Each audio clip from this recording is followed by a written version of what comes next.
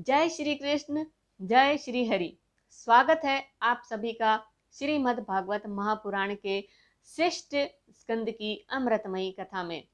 पिछले भाग में हमने पंचम स्कंद में ऋषभदेव के उपदेश, भरतचरित और विराट ब्रह्मांड के अद्भुत वर्णन सुने। आज हम जानेंगे अजामिल की अद्भुत मुक्ति, देव दैत्य युद्ध, वत्रासुर चरित और कर्म भक्ति के गूढ़ सिद्धांत। अगर आपने चैनल को सब्सक्राइब नहीं किया है तो अभी कर लीजिए ताकि आने वाले सभी वीडियो की लिंक आप तक बिना विलंब के पहुंच सके। विदुर ने मैत्रेय मुनि से पूछा, भगवान, यह संसार पाप और पुण्य का जाल है, जीव कर्मों के बंधन से कैसे मुक्त हो? मैत्रेय मुनि ने कहा, हे विदुर, सुनो। यमराज ने अपने दूतों से यही प्रश्न स्वयं पूछा और इसका उत्तर दिव्य है। कभी काशी नगरी में अजामिल नाम का ब्राह्मण रहता था। युवा अवस्था में वह धर्मनिष्ठ था, किंतु एक दिन वह एक गणिका के मोह में पड़ गया।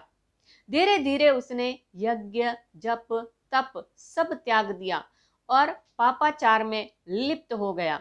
उसके कई पुत्र हुए। सबसे छोटे का नाम उसने नारायण रखा, जिससे उसे विशेष स्नेह था।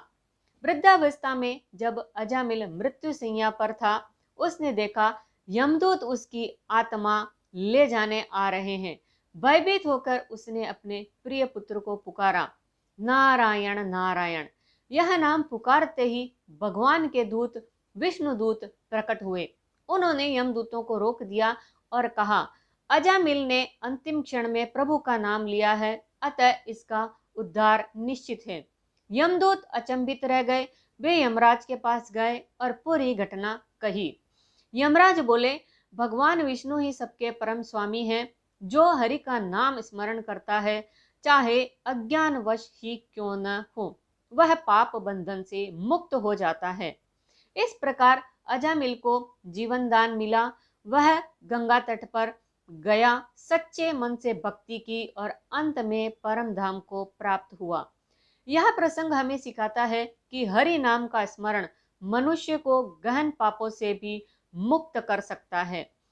देवासुर संग्राम और वत्रासुर चरित।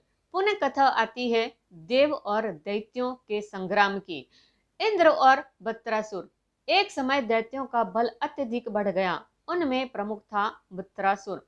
देवताओं ने ब्रह्मा से रक्षा का उपाय पूछा। ब्रह्मा ने कहा कि दधीचि ऋषि अपनी हड्डियां दान देंगे, उन्हीं से